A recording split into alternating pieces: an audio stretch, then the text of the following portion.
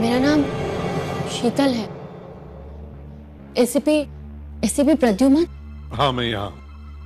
कहिए, क्या मदद कर सकते हैं हम आपकी? मैं एक ब्लाइंड होम में रहती हूँ।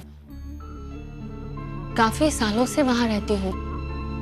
अभी तक तो कोई प्रॉब्लम नहीं आई, लेकिन अब अचानक। क्या हुआ? आप? मैं सीनियर इंस्पेक्टर अभिजीत हूँ। बोलिए, क्या प्रॉब्लम है आपको वहां पे? मैं जहां रहती हूँ वहां पर डॉर्मेट्री में रात को चोरी चुपके कोई आता है। मतलब? वो सब मैं नहीं जानती। कौन आता है, किस लिए आता है, वो सब मुझे कुछ नहीं पता। आपका कुछ सामान वगैरह चोरी हुआ है? हमारे पास चुराने के लिए है क्या सर? लेकिन फिर भी लगता है कि कोई कुछ ढूंढ रहा है, किसी चीज की तलाश कर रहा है। पर आप तो कह रही थी कि वहां चुराने लायक कुछ भी नहीं। इसीलिए तो इतना अजीब लगता है सब। कौन आता है, क्या चाहता है, मैं कुछ नहीं जानती। मुझे बहुत डर लगता है। आप पूरे यकीन से कह सकती हैं? इंस्पेक्टर अभिजीत, मैं देख नहीं सकती, लेकिन मैं सुन सकती हूँ। मुझे जरा से भी आवाज आई तो मुझे पता चल जाता है कि मेरे कमरे में कोई है, मेरे आसपास कोई है। लेकिन मैं कुछ नहीं कर सकती। मैं डर के मारे सोने की एक्टिंग करती हूँ। क्या कमरे में आप अकेली रहती हैं या? एक लड़की और रहती है सर। और उसे कुछ पता नहीं चलता? वो तो घोड़े बेच के सो जाती है सर। जैसे बिस्तर पे बैठती है सो जाती है, डायरेक्ट सवेरे उठती है। अच्छा, ये जो आपके कमरे में आता है, ऐसा रोज होता है या कभी कभी? कभी एक दिन छोड़कर, कभी 2 दिन के बाद। ठीक है, आप घबराइए मत, हम देख लेंगे। Thank you sir. प्रेडिक्ट, जरा इन्हें छोड़कर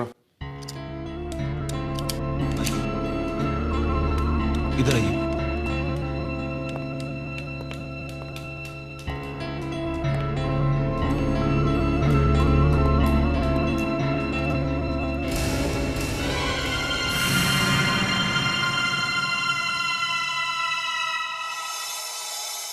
क्या लगता है? सर, लगता तो है कि सच कह रही है। मगर सर, इस केस में हम क्या कर सकते हैं? हाँ, ना कोई खून हुआ है, ना चोरी या हमला। ये केस हमारे सीआईडी का नहीं है। फिर भी इस लड़की का डर कह रहा है कि कुछ भी हो सकता है। हमारा काम सिर्फ क्राइम का इन्वेस्टिगेशन ही नहीं, बल्कि क्राइम होने से रोकना भी है।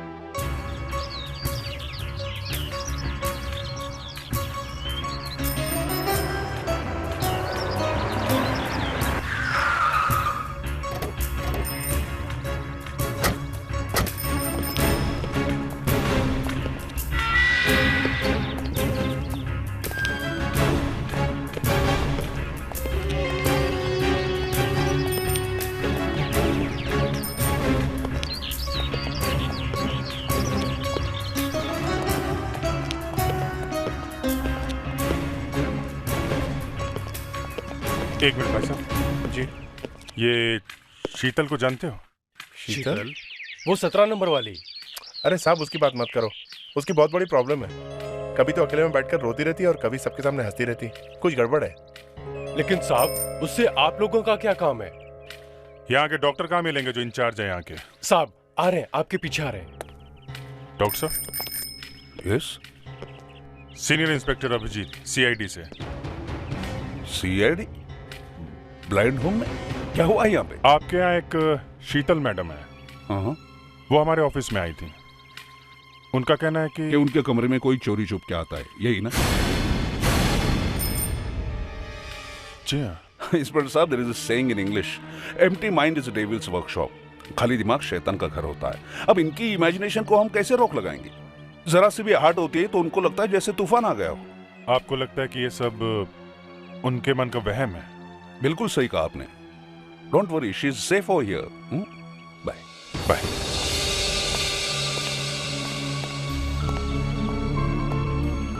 सबको ऐसे लगता है मैं बेचारी अंधी लड़की जिसको करने के लिए कुछ भी नहीं है, इसीलिए बेकार की कहानियां बनाकर टाइम पास कर रही हूँ। नहीं नहीं, हमने ऐसा कब कहा? लेकिन देखिए, हम आपकी बात पर विश्वास करके ब्लाइंड होम गए थे, बल्कि आपके लोगों ने कहा कि आपको थोड़ा ओवर रिएक्ट करने की आदत है।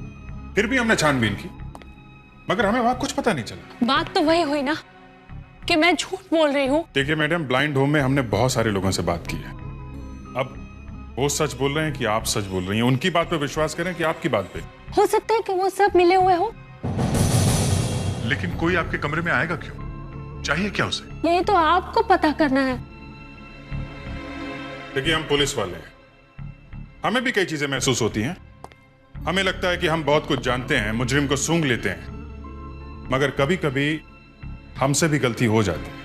यही तो फर्क है आप में और मुझ में। मुझसे कभी गलती नहीं होती। हेलो, अब मैं आपसे थोड़ी देर बाद बात करता हूँ, थोड़ा बिजी हूँ। ओके? देखिए मैडम, हमें लगता है ये आपका वहम है। आपके कमरे में कोई आता जाता नहीं। आपको मेरी बातों पर यकीन नहीं है, ठीक है, मैं आपको प्रूव करके बता सकती हूँ। आप बताइए, आपके कानों में ब्लूटूथ है या हैंड्स फ्री? मैंने तो ब्लूटूथ पहना हुआ है, मगर आपको कैसे पता चला? अगर आपके हाथों में फोन होता तो उसे उठाने में कुछ सेकंड तो लगते ही ना।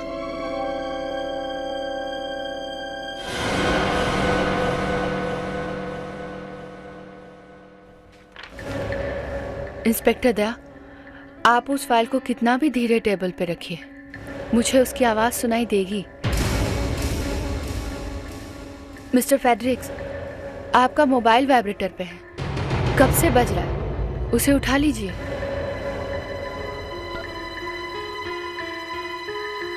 मान गए मैडम, मगर फिर भी मैं 100% कह सकती हूँ कि मेरे रूम में कोई आता है, चाहे आप चारों इस पर यकीन करें या ना करें। होगी ना आपसे गलती। यहाँ इस रूम में 4 नहीं, सिर्फ हम 3 लोग हैं। शायद आप भूल गए, दरवाजे पे एसीपी साहब खड़े हैं। वाह। सर, ऊपर वाला जब किसी से एक चीज छीन लेता है तो उसे दूसरी ताकत भी देता है। हमें हल्की सी आहट भी सुनाई देती है जो हमारी आंखें नहीं देख सकती। सॉरी शीतल जी, लेकिन इस बार हम आपका केस सीरियसली लेंगे। आपको दोबारा शिकायत करने का मौका नहीं देंगे।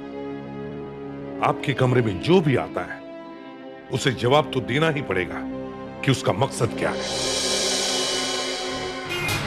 यह केस तभी सॉल्व हो पाएगा जब कोई ब्लाइंड होम में जाकर रहेगा और वहां की हर बात, हर आदमी पर लगातार नजर रखेगा।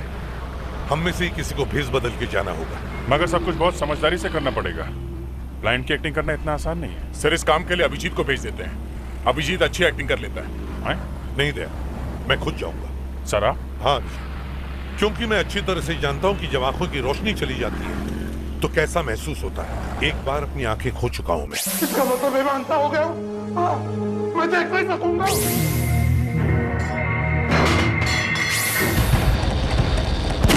मगर सर, ब्लाइंड होम में एडमिशन से पहले वहां के डॉक्टर आंखें चेक करेंगे, उनको कैसे धोखा देंगे? इस काम के लिए हमारा फोरेंसिक डॉक्टर भी तो है, वो कब काम आएगा? नो सर, मैं आपकी मदद नहीं कर सकती।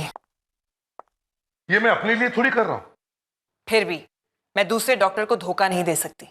मुझे किसी भी हालत में उस ब्लाइंड होम में जाना है। आप एसीपी बनकर भी तो जा सकते हैं। एसीपी जैसे बनकर जाने में कोई फायदा नहीं है, क्योंकि वहां पर क्या चल रहा है कुछ पता नहीं चलेगा। इसलिए कह रहा हूं, मुझे वहां एक ब्लाइंड आदमी बनकर ही जाना है।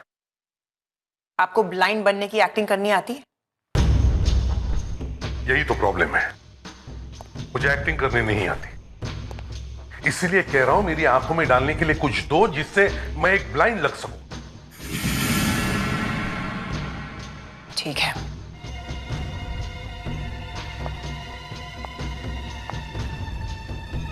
मैं आपको एक केमिकल दे देती हूं, लेकिन मैं आपको बताऊंगी नहीं कि वो क्या है। मत बताओ, मगर दे दो।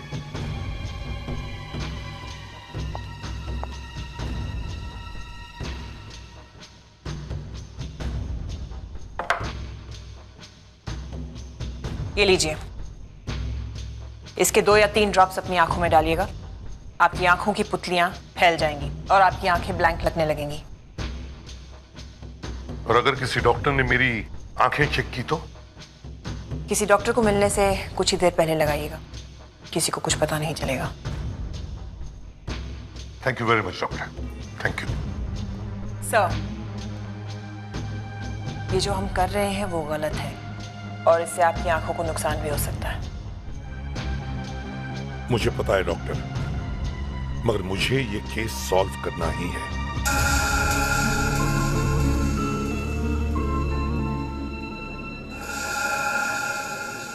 तो आपको डॉक्टर अग्रवाल ने भेजा है?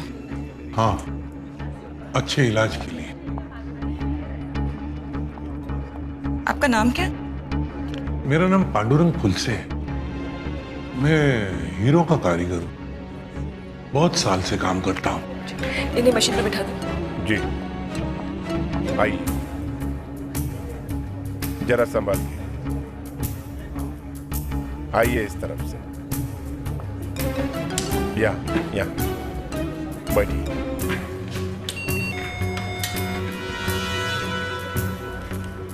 हाँ, यहाँ बाबा जी। हाँ, यहाँ। आपको कब से दिखाई नहीं दे रहा? 1 साल से। कभी कोई इलाज करवाया? कहाँ से इलाज करवाऊंगा, जब से आंखें चली गई काम भी बंद हो गया। पैसे नहीं इलाज करवाने के लिए।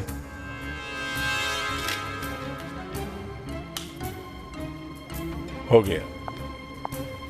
Doctor Shah, yes. Is totally blind.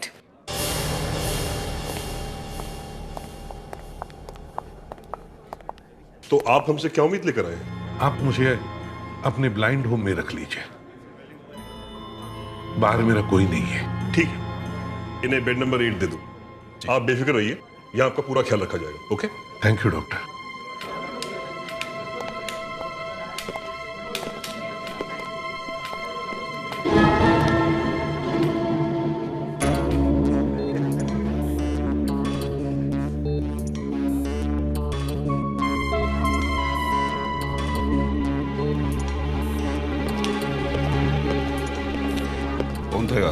New patient, totally blind. Totally blind? अगर ये वाकई ब्लाइंड है तो जब मैं अंदर आया तो इसकी आंखें थोड़ी सी सिकुड़ी क्यों, और वो रास्ते से ऐसे हटा जैसे टकराने से बचना चाहता। भाई मुझे कहाँ रखोगे? मेरा कमरा कहाँ है? वहां आगे है। और यहाँ लेडीज का कमरा कहाँ है? पीछे की तरफ है। पीछे की तरफ? मतलब आमने सामने? क्या बात है, इरादा क्या है आपका? अरे कुछ नहीं भाई, बस कहीं गलती से उनके कमरे में न घुस जाऊं इसलिए पूछा। फिक्र मत करो, हमारे रहते कोई किसी के कमरे में नहीं घुस सकता। अच्छा, वो तो है ही। अब आई हैं तो पता चल ही जाएगा।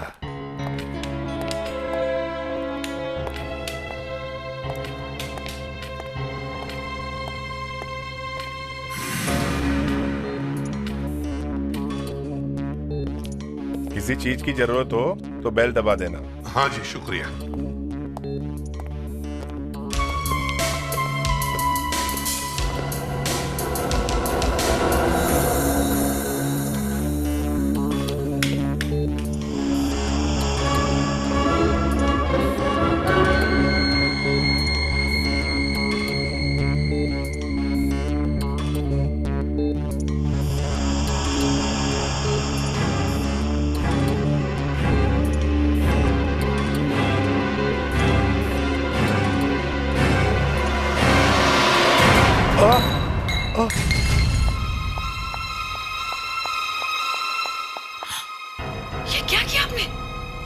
I'm sorry, मुझसे गलती हो गई।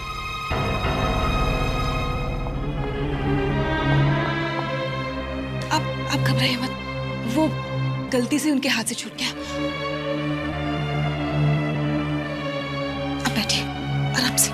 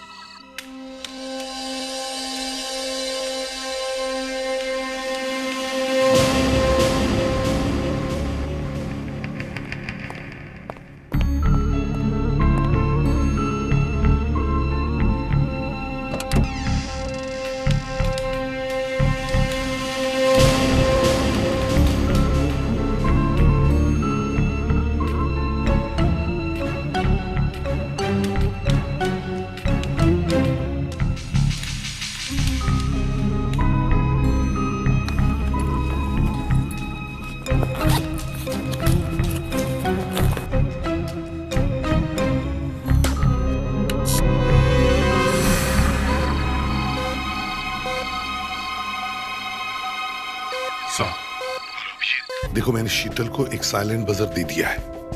अगर उसके कमरे में कोई आया तो वो बजर बजा देगी। Okay sir. सर वहां पे कोई प्रॉब्लम है डॉक्टर मूर्ति।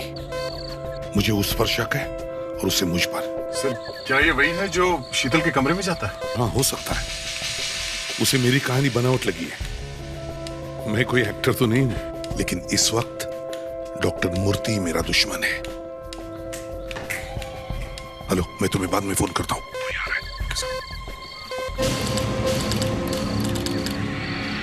आज दूसरी रात है। शायद आज रात को कुछ न कुछ जरूर होगा।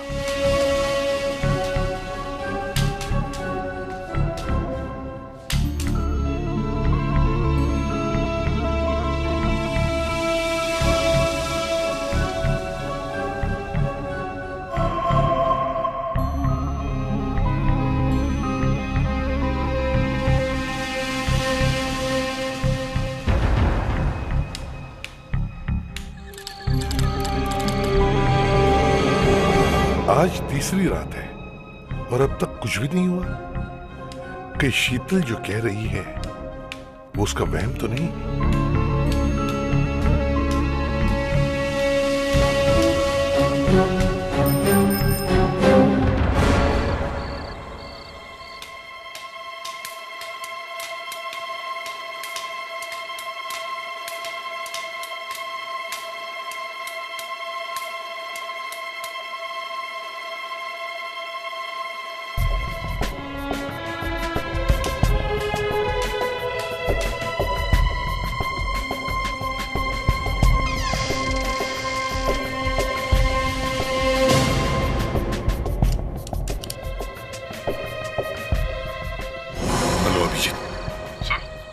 देखो, मुझे लगता है हम लोग यहाँ टाइम वेस्ट कर रहे हैं। 4 दिन हो गए शीतल के कमरे में कोई भी नहीं गया है और ना ही मुझे किसी भी तरह का कोई सुराग मिल पाया है। सर आज का दिन और देखते हैं।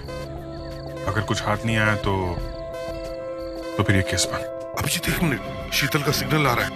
मैं जाके देखता हूँ। तुम लोग भी अलर्ट रहना। ओके? Yes sir.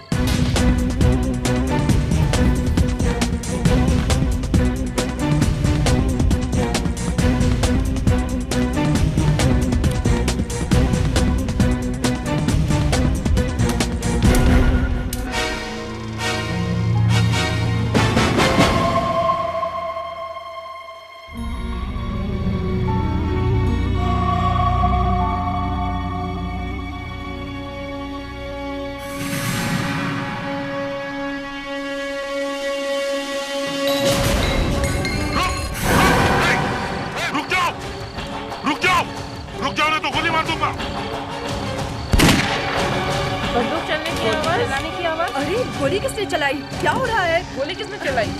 मुझे डर लग रहा है। चलो चलते हैं यहाँ से। अरे गोली चलाने की आवाज, ये क्या हो रहा है? मुझे तो डर लग रहा है। क्या हो रहा है यहाँ पर? कौन है?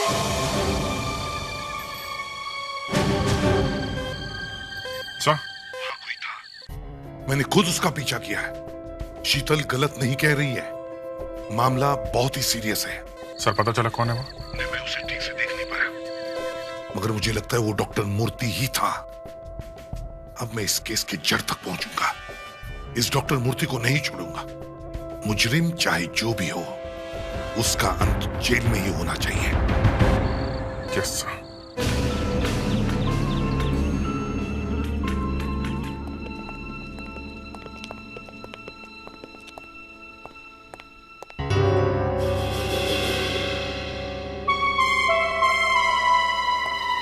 प्लीज मैडम जरा प्लीज हटिए आप।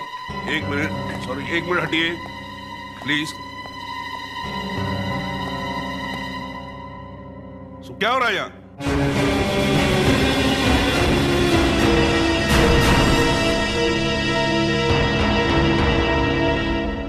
मुझे पहले से ही पता था कि तुम ब्लाइंड नहीं हो। आप ठीक कह रहे हो डॉक्टर मूर्ति, मैं ब्लाइंड नहीं हूं और ना ही कोई मेरी आंखों में धूल झोंक सकता है। क्या मतलब? मतलब ये कि आपके ब्लाइंड होम में कुछ गड़बड़ हो रही है और मैं ये पता लगाने आया हूं कि इस गड़बड़ के पीछे कौन है। वैसे आप यहाँ पे किसके कहने में आए हैं?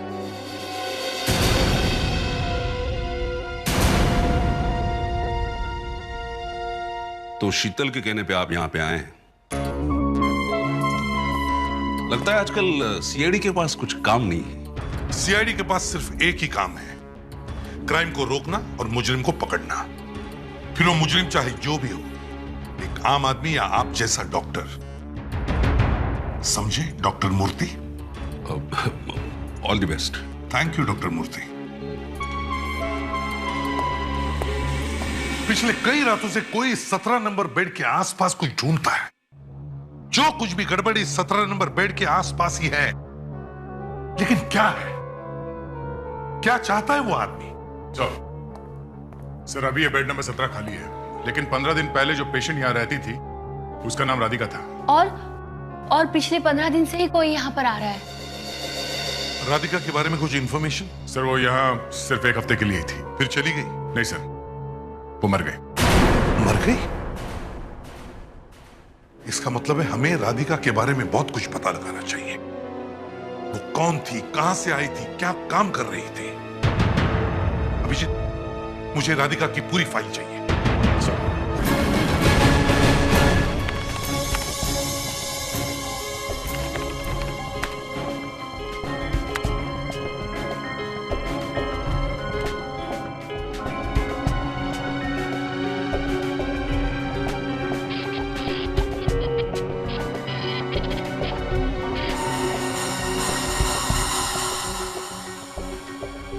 सर राधिका एक ज्वेलरी शॉप में काम करती थी, सूरजमल डायमंड्स। 2 महीने पहले इसी कंपनी में 2 करोड़ के हीरों की चोरी हुई। किसी ने वहां के सेफ पे कुछ एसिड डालकर मजबूत मेटल से बने ताले भी गला दिए और हीरे लेके फरार हो गया। अगले दिन एक आदमी पकड़ा गया जो हीरे लेके भागने की कोशिश कर रहा था। उस पर गोली चली और वो मर गया, लेकिन वो हीरे कभी नहीं मिले। उस वक्त राधिका कहां थी? उसी दौरान राधिका ने काम पे जाना बंद कर दिया क्योंकि उसकी आंखों की रोशनी चली गई थी। उसने अपने बयान में कहा है कि गलती से उसने टॉयलेट में काम आने वाला एसिड अपनी आंखों में डाल लिया। केस बहुत बड़ा है सर, वो 2 करोड़ के हीरे आज तक नहीं मिल पाए। मुझे लगता है राधिका उन हीरों की चोरी करने वालों के साथ मिली हुई है और उसकी आंखों में जो तेजाब गया है वो वही है जिससे तिजोरी खोली गई और शायद उसी तेजाब की वजह से उसकी आंखें भी चली गई। हाँ सर, अगर ये केमिकल जरा सा भी आंख में गया तो आंख तो गई समझो। मतलब आदमी ब्लाइंड हो सकता है? ब्लाइंड तो होगा ही होगा, आंख में छेद हो जाएगा। ये देखिए, आप लोग जरा सा पीछे हो जाइए प्लीज। ये देखिए सर, ये लोहे का स्लैब है, इस पर इस केमिकल की ड्रॉप डालकर देखते हैं।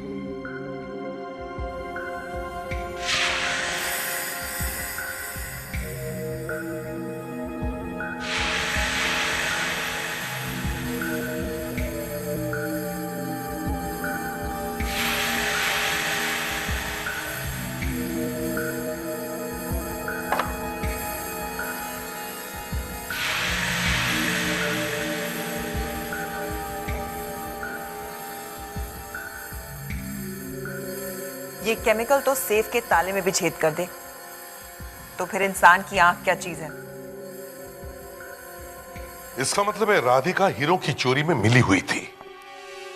जब लुटेरे तिजोरी पर ये केमिकल डाल रहे थे तो शायद गलती से ये केमिकल राधिका की आंखों में लग गया और उसकी आंखें चली गई।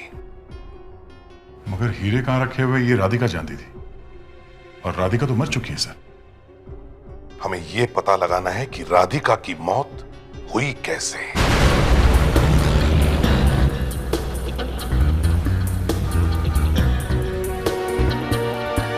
सर मुझे इस बात पे हैरानी है कि राधिका आत्महत्या करने के लिए ब्लाइंड होम की फार्मेसी तक पहुंची कैसे, और उसे यह कैसे पता चला कि जो शीशी उसने उठाई है, जो वो पीने जा रही है, उसमें जहर ही है। सर आप जो कह रहे हैं वो सच भी हो सकता है। क्या मतलब? मतलब राधिका का मन जिंदगी से भर चुका था। वो चीखती थी, चिल्लाती थी, मुझे मार दो, मुझे मार दो, मुझे मरना है, प्लीज कोई मुझे जहर ला के दो, मुझे मरना है, मुझे इस साल में नहीं जीना है, प्लीज मैं बहुत पैसे दूंगी, मुझे जहर ला के दो। ओह, इसका मतलब किसी ने पैसों के लालच में आकर उसे जहर दे दिया। जहां से उसने वो जहर की शीशी उठाई है उस अलमारी में तो हमेशा ताला लगा रहता है, तो फिर राधिका जहर तक पहुंची कैसे? सर जरूर किसी ने उसकी मदद की है। मतलब राधिका ने आत्महत्या नहीं की है, उसका खून हुआ है। सर मान ले ऐसा हुआ भी है तो कौन हो सकता है वो? ये तो ब्लाइंड होम में ही पता चलेगा। ब्लाइंड होम चलो। सर।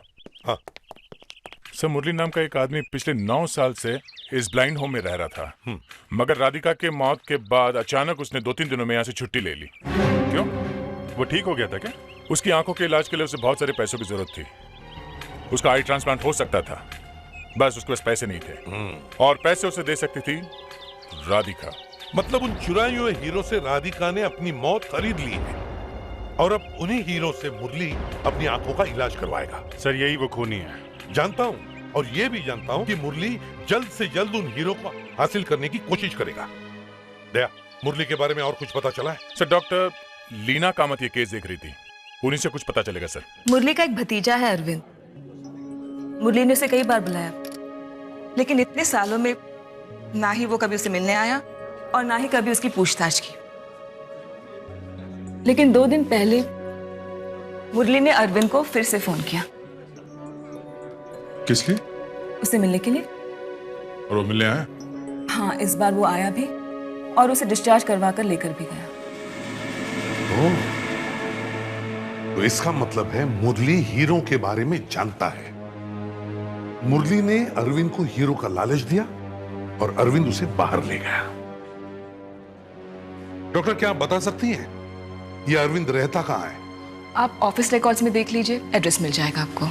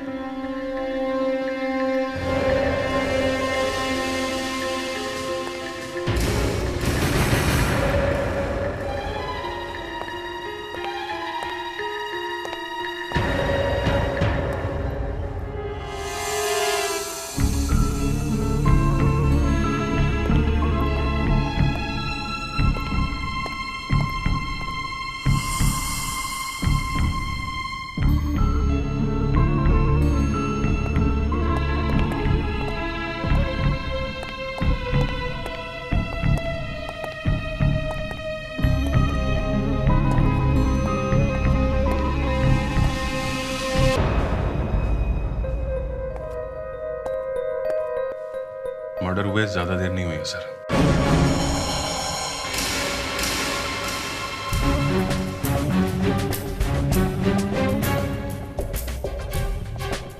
सर ये देखिए सर, लगता है मरने से पहले इन दोनों में से किसी ने फोन किया हो। देखो लास्ट नंबर कौन सा डायल किया है।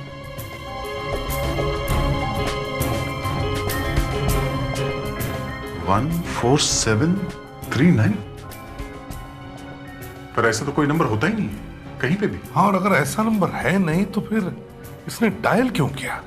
सर, ये कई कंपनियों के ट्रैवल ब्रोशर्स मिले हैं। लगता है कहीं भागने की तैयारी में थे। सर, इनकी बॉडी पे बहुत सारे निशान हैं, शायद इन्हें टॉर्चर किया गया है, कुछ उगलवाना होगा। जिसने भी इन दोनों का खून किया है वो इन हीरो के बारे में जानता है और इन हीरो के वजह से इन दोनों का खून हुआ है। देखना ये है कि इस 14739 का इस खूनी के साथ क्या लेना देना है। शीतल को लगता था कि उसके कमरे में चुराने के लिए कुछ भी नहीं है, लेकिन उसे यह पता नहीं था कि उसके कमरे में 2 करोड़ के हीरे छुपाए गए हैं और उन्हीं को ढूंढने के लिए कोई उसके कमरे में जाता था।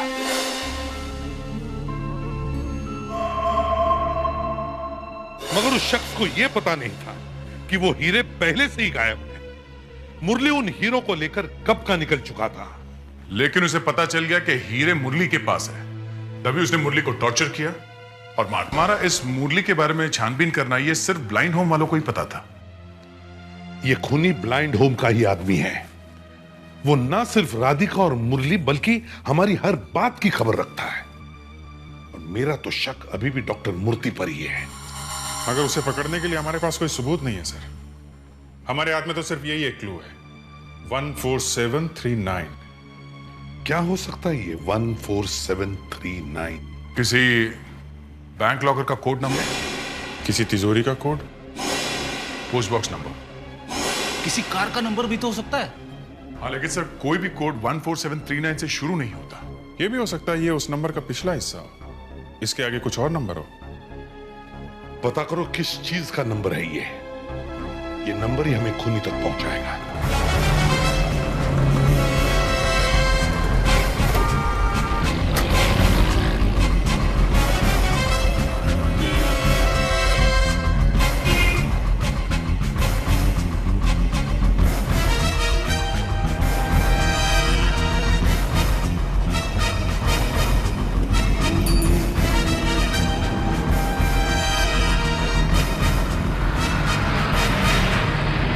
सर 200 से ज्यादा बैंक डिपॉजिट और 4000 से ज्यादा कारों के नंबरों में ये कॉम्बिनेशन है सर करीब 15000 नंबरों में ये कॉम्बिनेशन मिले हैं।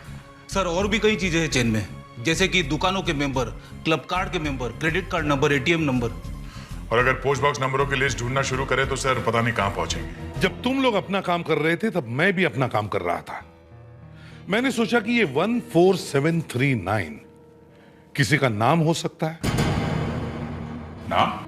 हाँ, जैसे 725 का राज होता है, ये देखो 7 का R, 2 का A और 5 का J। वैसे 14739 के बहुत सारे कॉम्बिनेशंस हो सकते हैं। तब भी सर मोबाइल फोन के नंबरों में नंबर 1 पे कोई अल्फाबेट नहीं होता। फिर भी इस नंबर का कुछ तो मतलब है, नहीं तो मरता हुआ आदमी ये नंबर डायल क्यों करता? एग्जैक्टली। हमें फिर से ब्लाइंड होम चलना होगा, वहीं पे पता चलेगा 14739 का राज क्या है।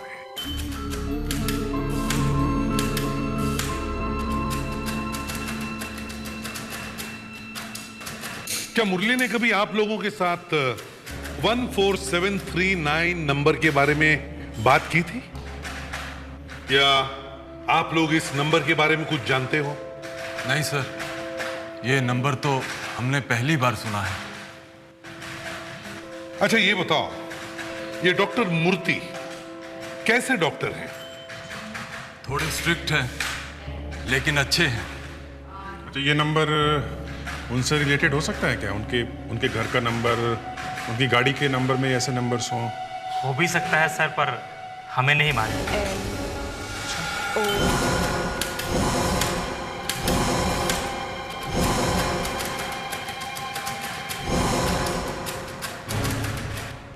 क्या हुआ सर?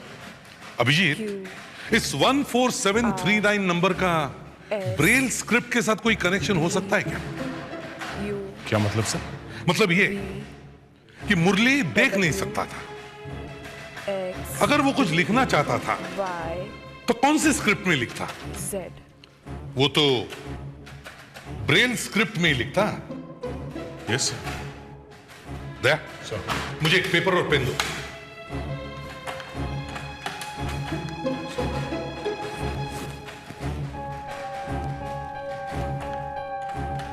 अब मैं टेलीफोन के डायल पर जैसे नंबर लिखे हुए होते हैं उसी तरह मैं इस पेपर पर नंबर्स लिखता हूं। 6 7 8 9 0। अब बताओ वो नंबर क्या है? 147-147-39 अब इन सर्कल किए हुए नंबर्स को ब्रेल स्क्रिप्ट की तरह डॉट्स देता हूं तो ये ऐसे दिखेंगे। 3 वर्टिकल लगातार डॉट्स, उसके बाजू में 2 वर्टिकल डॉट्स जिनके बीच में स्पेस है। अब पता करते हैं इन डॉट्स का क्या मतलब है। STUVWXYZ। मैडम, मुझे आपकी थोड़ी मदद चाहिए। हाँ जी, कहिए। विद परमिशन में आपका हाथ पकड़ सकता हूं? जरूर। जरा ये बताइए, ये जो 3 लगातार वर्टिकल डॉट्स है इनका क्या मतलब है? एल। और ये जो 2 वर्टिकल डॉट्स है जिनके बीच में स्पेस है वो के। एल के डॉक्टर लीना कामत।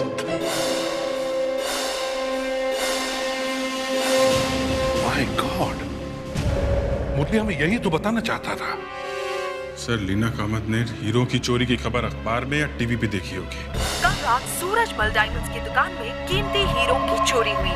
चोरी करने वाले ने तिजोरी पर किसी एसिड जैसी चीज का इस्तेमाल किया था। राधिका के मरने के बाद भी लीना कामत हीरो के खोज में लगी रही, मगर जब हम मुरली तक पहुंचने की कोशिश कर रहे थे तो लीना कामत हमसे पहले वहां पहुंच गई और जैसे ही उसे हीरो के बारे में पता चला उसने मुरली को मार दिया। मगर मुरली ने मरने से पहले लीना कामत का नाम टेलीफोन पे लिख दिया। लीना कामत इस वक्त कहां होगी?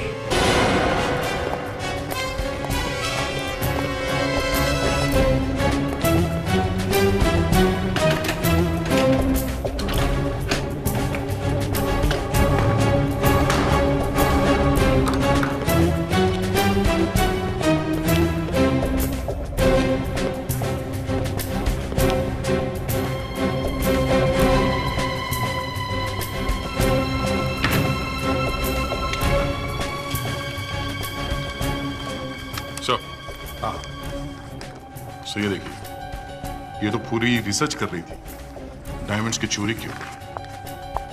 कौन है यहाँ? Doctor Leena, you are under arrest.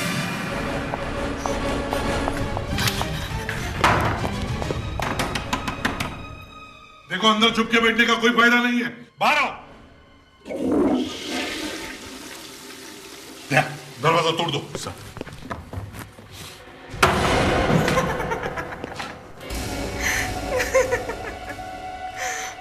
अब क्या करोगे एसीपी? ना रहे हीरे और ना ही सबूत। मैंने हीरो को फ्लश कर दिया। अच्छा, हम सारी स्यूएज लाइन सील कर देंगे, समझे? और हीरो को हासिल करेंगे। लेकिन तुम साबित कैसे करोगे कि हीरे मेरे बाथरूम के पाइप से हैं? यहाँ तो बहुत सारे बाथरूम्स हैं। हीरे कहां से आए और कहां जाएंगे इससे हमें कोई फर्क नहीं पड़ता। मुरली ने मरते वक्त तुम्हारा नाम लिखा है टेलीफोन पे।